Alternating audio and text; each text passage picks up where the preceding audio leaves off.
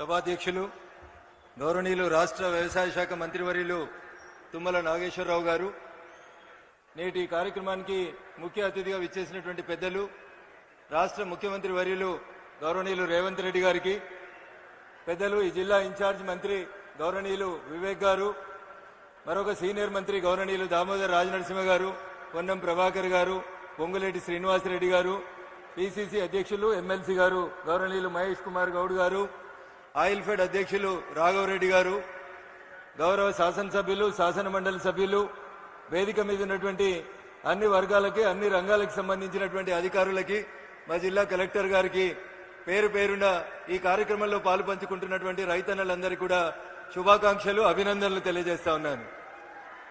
ఎద్దేడిచిన యువజం రైతేడిచిన రాజ్యం బాగుపడదని, తెలంగాణ రాష్ట్రం వస్తే తెలంగాణ రాష్ట్రంలో రైతన్నల కష్టాలు గోసలు తీరుతాయని, ఈ ప్రాంతం సస్యశ్యామలంగా మారుతుందని అనేక ఆశలు కలలు కన్నాం.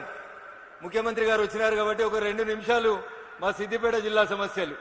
మనం కూర్చుంటున్నటువంటి ఈ ప్రాంతానికి పక్కనే కొండపాక అని ఒక మండలం ఉంటుంది. ముఖ్యమంత్రి గారు తపాసుపల్లి అనే రిజర్వాయర్ నుంచి నీళ్లు తీసుకొచ్చి గజ్వేల్ శాసనసభ నియోజకవర్గ పరిధిలో ఉన్న అన్ని గ్రామాలకి నీళ్లు ఇస్తామని చెప్పి తపాసుపల్లి రిజర్వాయర్ ని ప్రారంభించి కొండపాక మండల పరిధిలో ఉన్నటువంటి బందారం, ఇతర గ్రామాల ఒక 8 గ్రామ పంచాయతీలు, చివరిగా ఉన్నటువంటి గ్రామ పంచాయతీలకి 10 సంవత్సరాల నుంచి నీళ్లు ఇవ్వట్లేదు. గత 1.5 ఇయర్ నుంచి నేను ఎంపీ కలిసిన తర్వాత నీటిపారుదల శాఖ మంత్రికి కొన్ని రిప్రజెంటేషన్స్ ఇచ్చినప్పుడు కొంత ఫైల్ కదిలింది. దయించి అందరికీ నీళ్లు వచ్చినాయి. చుట్టూ కొండపాక మండలంలో ఉన్న ఒక 8 గ్రామాలకి తపాసుపల్లి రిజర్వాయర్ నుంచి నీళ్లు వచ్చేలాగా చూడాల్సిందిగా గౌరవ ముఖ్యమంత్రి గారికి ఈ సందర్భంగా విజ్ఞప్తి చేస్తా ఉన్నాను. పిసిసి అధ్యక్షులుగా మీరు, అప్పటి భారతీయ జనతా పార్టీ రాష్ట్ర ప్రధాన కార్యదర్శిగా నేను మల్లన్న సాగర్ ప్రాజెక్టు నిర్మాణం జరుగుతున్నప్పుడు మేము ఆ ప్రాంతాల్లో ఉన్నటువంటి పల్లెల్లో నిద్ర చేసి మల్లన్న సాగర్ పూర్తయితే దుబ్బాక శాసనసభ నియోజకవర్గంలో ఉన్నటువంటి ప్రతి పొలానికి నీళ్లు వస్తాయని, నష్టపోయినటువంటి రైతన్నకి నష్టపరిహారం సరైన రీతిలో అందిస్తామని చెప్పి ఆ రోజు ప్రతిపక్ష నేతలుగా మేమందరం కొట్లాడటం జరిగింది. ప్రాజెక్టు నిర్మాణం పూర్తయింది. కానీ ఏ దుబ్బాక నియోజకవర్గం అయితే మల్లన్న సాగర్ 50 టీఎంసీల నీళ్లు కట్టడానికి భూమిని కోల్పోయిందో, ఆ దుబ్బాక శాసనసభ నియోజకవర్గంలో ఇంకా చాలా గ్రామాలకి కాలువలు రాలేదు, చెరువుల ద్వారా నీళ్లు అందించడం జరగట్లేదు. కాబట్టి దయచేసి ఈ 2 రిజర్వాయర్లకు సంబంధించినటువంటి అంశాన్ని ఇప్పుడు నేను మీకు ఒక రిప్రజెంటేషన్ ఇస్తా ఉన్న ముఖ్యమంత్రి గారు, హైదరాబాద్ వెళ్లిన తర్వాత దయచేసి నీటిపారుదల శాఖ మంత్రితో మాట్లాడి మాకు 2 రిజర్వాయర్లకు సంబంధించినటువంటి నీటి కోస తీర్చాలని.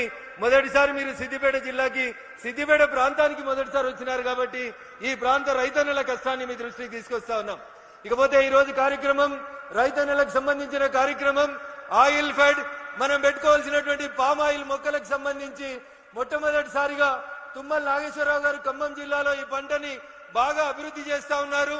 సిద్దిపేట ప్రాంతానికి ఈ పంటను తీసుకురావాలని చెప్పి గత ప్రభుత్వ హయాంలో కొన్ని చర్యలు తీసుకున్నప్పుడు రైతన్నలు భయపడి ముందుకు రాక ఈ ఫామ్ ఆయిల్ చెట్లు పెట్టుకోవడానికి ఇబ్బంది పడుతున్నప్పుడు నేను అప్పుడే కొత్తగా గెలిచినటువంటి దుబ్బాక శాసనసభ్యునిగా నాకు పూర్వీకుల నుంచి సంక్రమించిన 16 ఎకరాల వ్యవసాయ భూమిలో పామ్ ఆయిల్ సాగు చేయడంతో పాటు మా దుబ్బాక రైతన్నలందరినీ కూడా ఖమ్మం జిల్లా అశ్వరావుపేటకు పంపించి సిద్దిపేట జిల్లా రైతాంగం పామాయిల్ వైపు అడుగులు వేసే రీతి లోపల మేము రైతన్నలకు ఆ రోజు చేదోడు వాదోడుగా నిలబడ్డాం. అటు భారత ప్రభుత్వం, ఇటు రాష్ట్ర ప్రభుత్వం పూర్తిగా పామాయిల్ మొక్క దగ్గర నుంచి మొదలుకొంటే పంట వచ్చే 4 సంవత్సరాల దాకా భారత ప్రభుత్వం ఒక రైతుకి ఒక ఎకరాకి 4,200 రూపాయలు నగదు ఎట్లయితే ఈ రాష్ట్ర ప్రభుత్వాలు రైతు బంధు, రైతు భరోసాలు ఇస్తా ఉన్నాయో అదే రకంగా పామాయిల్ వేసుకున్న ప్రతి రైతుకి 4 సంవత్సరాలు పంట వచ్చేలోపు ప్రతి ఒక్కరికి ఎకరాకి 4,200 రూపాయలు ఇస్తూ భారత ప్రభుత్వం ఈ పంటను ప్రోత్సహిస్తా ఉంది. అన్నా చాలా మంది వేసిర్రు, ఇంకా మేము వేయాలన్నా? ఇప్పటికే తుమ్మల గారు తెలంగాణలో 3 లక్షల ఎకరాల్లో వేసిర్రని చెప్తున్నారు. ఇంకా మేము వేస్తే పామాయిల్ పంటకి రేట్ వస్తుందని చాలా మంది రైతులు గ్రామాలకు పోయినప్పుడు అడుగుతా ఉన్నారు. దీనికి నక్కల భయం లేదు, కుక్కల భయం లేదు, అడవి పందుల భయం లేదు, అతివృష్టి భయం లేదు, అనావృష్టి భయం లేదు, దొంగలు ఎత్తుకపోరు.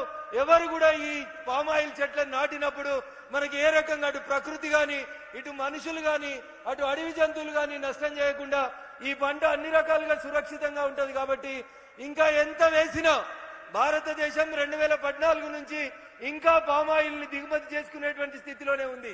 కాబట్టి మనం ఈ రాష్ట్రంలో ఇప్పుడు ఉన్నటువంటి 3 లక్షల ఎకరాల పామాయిల్ సాగుని 10 లక్షల ఎకరాలకు విస్తరించిన రాష్ట్ర ప్రభుత్వం కేంద్ర ప్రభుత్వం పామాయిల్ సాగుని ఎంకరేజ్ చేస్తుందని మీకు కావలసినటువంటి డబ్బులు పూర్తి స్థాయిలో అందిస్తుందని ఈ సందర్భంగా తెలియజేస్తూ రైతన్నల్ని క్రాప్ డైవర్షన్ వరకు క్రాప్ ఎప్పటికీ వరి నీళ్ళు వచ్చినాయి కదా అని వరి పంట వేసే బదులు పంట మార్పిడి విధానం వైపు రైతన్నలు ముందుకెళ్లాలని కోరుకుంటూ హార్టికల్చర్ సెరికల్చర్ తో పాటు పామాయిల్ సాగులో కూడా రైతన్నలు మరింత నైపుణ్యం సాధించే రీతిగా వ్యవసాయ శాఖ అధికారులు ముఖ్యంగా మంత్రి తుమ్మల గారు పడుతున్నటువంటి కష్టానికి మనందరం కూడా వారిని అభినందిస్తూ ప్రతి రైతు పామాయిల్ సాగులో ముందడుగు వేయాలని చెప్పి కోరుకుంటూ ఈ జిల్లా సమస్యలు మరికొన్ని ఉన్నాయి ముఖ్యమంత్రి గారు వాటిని రాతపూర్వకంగా మీకు అందించాలనుకుంటున్నాం.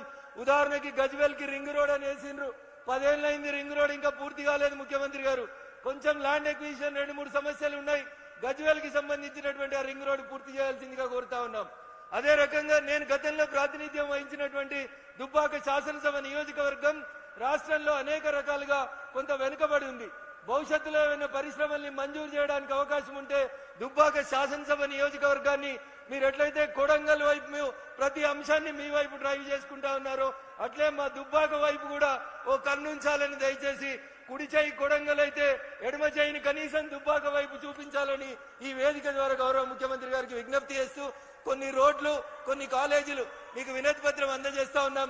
దయచేసి వాటిని మంజూరు చేయాలని ఈ వేదిక ద్వారా గౌరవ ముఖ్యమంత్రి గారిని కోరుకుంటూ అవకాశం ఇచ్చినటువంటి వేదిక ముందున్నటువంటి రైతన్నలందరికీ కూడా కృతజ్ఞతాభివందనాలు తెలియజేసుకుంటూ సెలవు తీసుకుంటా ఉన్నాను. జై హింద్, జై భారత్.